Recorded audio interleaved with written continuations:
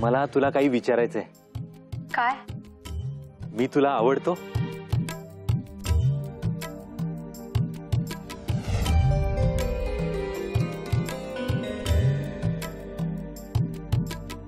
नाही ना ग, मी तुला विचारतोय। मला माहित नाही। म्हणजे मी तुला आवडत नाही? मी फोन ठेवते, विशाल दादा आलाय। अगं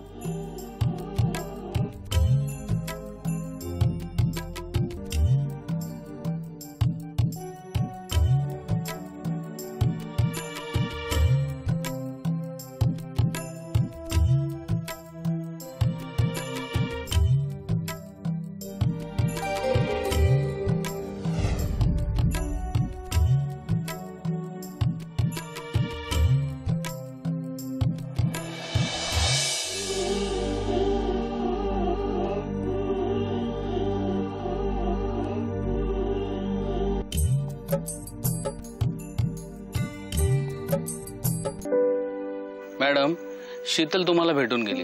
भेटून गेल्यानंतर तिने तुम्हाला काय पटवून दिलं, काय बोलली ते तुम्हाला पटलं नाही। पण आता तुम्ही एकांतात आणि एकांतात तिचं बोलणं, तिचं वागणं ते तुम्हाला आता पटायला लागलं। कुठेतरी मनाच्या कप्प्यामध्ये तुम्हाला ते पटायला लागलं आणि ते पटत असताना तुम्हाला ते कुठेतरी असं ते रिअलाइज होणार आहे। तर आता तो आपण शॉट घेणार।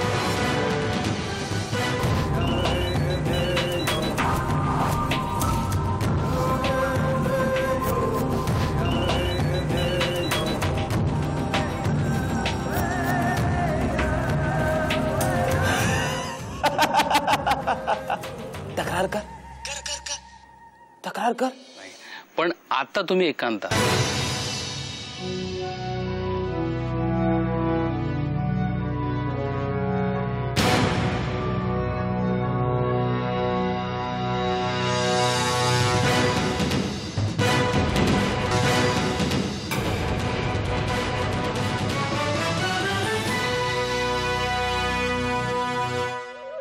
फार मोठी झालीस? असं काही नाही रे। असंच आहे अगं, मीही इंडस्ट्रीत आहे, सगळ्या बातम्या कळतात मला।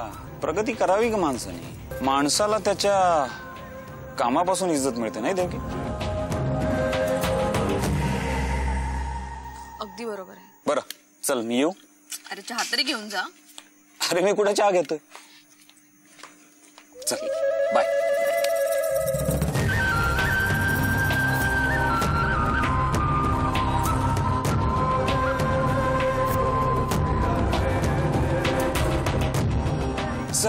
येतो मी।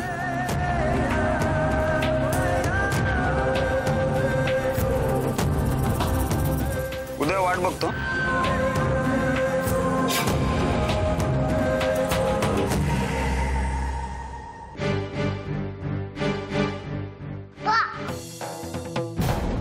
काय रे?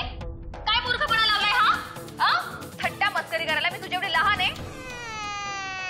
परत जर थट्टा मस्करी करशील ना तर माझ्यासारखी वाईट कोणी नाही।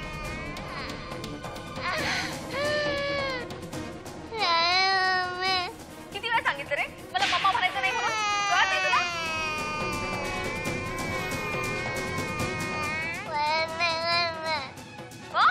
कळत नाही तुला? आता कशाला रडतोस? हो तिकडे।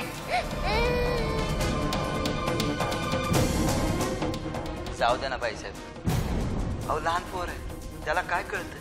गप्प बसायचं। मला आहे ना शहाणपणा शिकवायचा नाही, कळलं? दीड दमडीचा नोकर तू आणि मला शहाणपणा शिकवतोय? आपल्या लायकीत राहायचं, कळलं?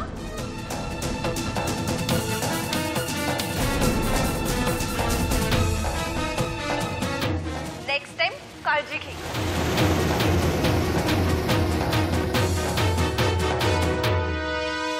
आणि भाऊसाहेब गुप्ते आज यश प्राप्त करत आला, त्याचं कारण तेच, मी समोरच्या माणसाच्या प्लस पॉइंटला सॅल्यूट करत, पण मी शोधत आलो त्याचे मायनस पॉइंट। आणि आता मला हवा आहे फक्त एक मायनस पॉइंट रमा कोरडेचा।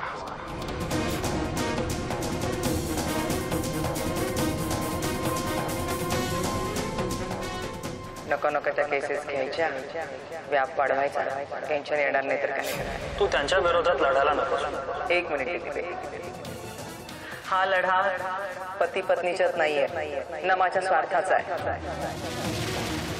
हा लढा आहे तो सत्य आणि असत्याचा, एका स्त्रीच्या अस्तित्वाचा.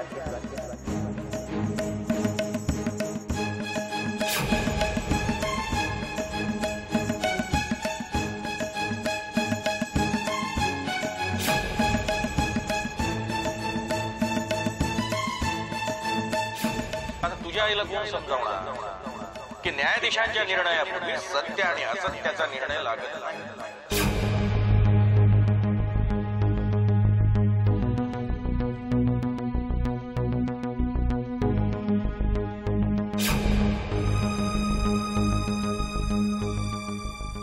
पण कोर्टात निकाल लागल्याशिवाय कळणार कसं सत्य काय आणि असत्य काय ते? अरे वा, आज तू बाबांसारखं बोलायला लागला.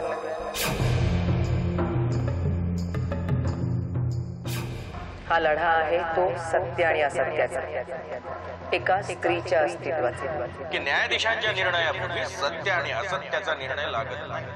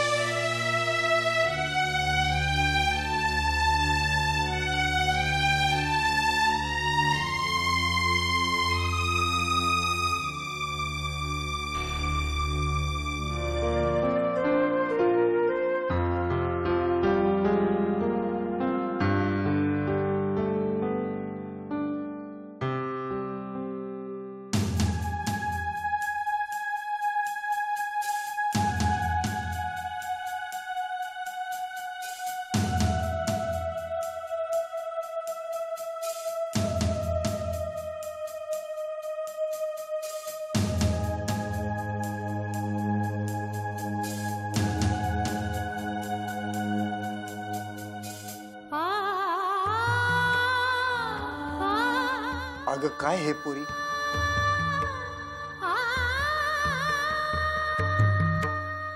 मी जरा कुठे बाहेर गेलो की पुन्हा स्वतःला हरवून बसते.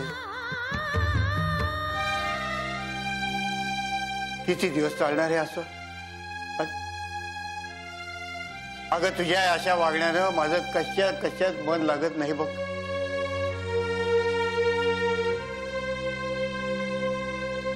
आणि हे असंच चालत राहिलं ना तर आपण खायचं काय आणि जगायचं तरी कसं? रमे, अगं ती चपाती झळली बघ, कोळसा झाला तिचा. रमे,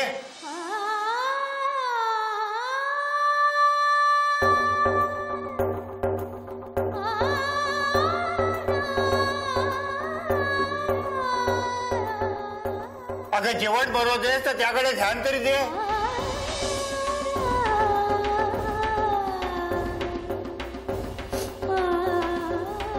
माझं आयुष्यही चपातीसारखं जळून कोळसा झालाय बाबा. दुसरी चपाती बनवता येईल पण माझ्या आयुष्याचं काय? संपलंय, सगळंच संपलंय.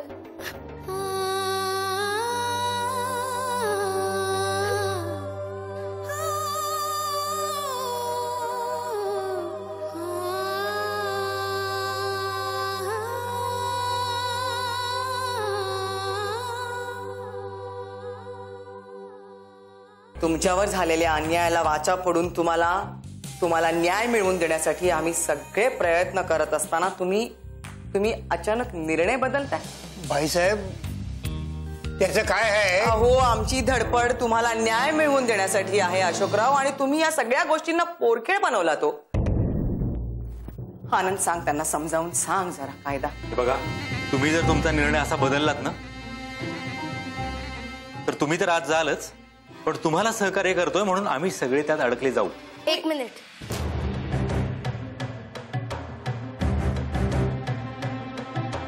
कोर्ट कचेऱ्या, कायदा, न्याय व्यवस्था या सगळ्या गोष्टी बोलायला फार सोप्या आहेत, पण प्रत्यक्षात या गोष्टींचा आमच्यासारख्या लोकांना काडीचाही उपयोग नाही. तुम्ही माझ्या पाठीशी का उभे राहिला, माझी केस का घेतली, हे सगळं माहिती मला.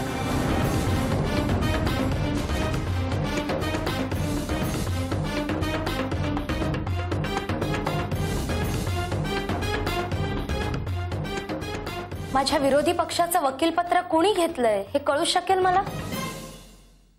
ऍडव्होकेट भाऊसाहेब गुप्ते. आपण ओळखता त्यांना?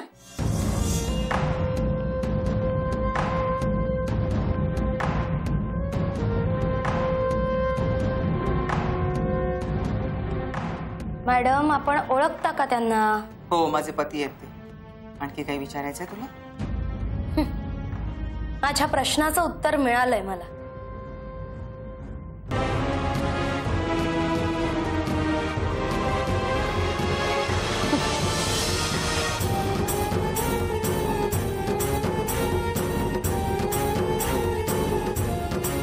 थांब रमा, खूप बडबड झाली. तुला जे काही बोलायचंय ते स्पष्ट बोल आता. हेही ऐकायचं असेल तर मग ऐका.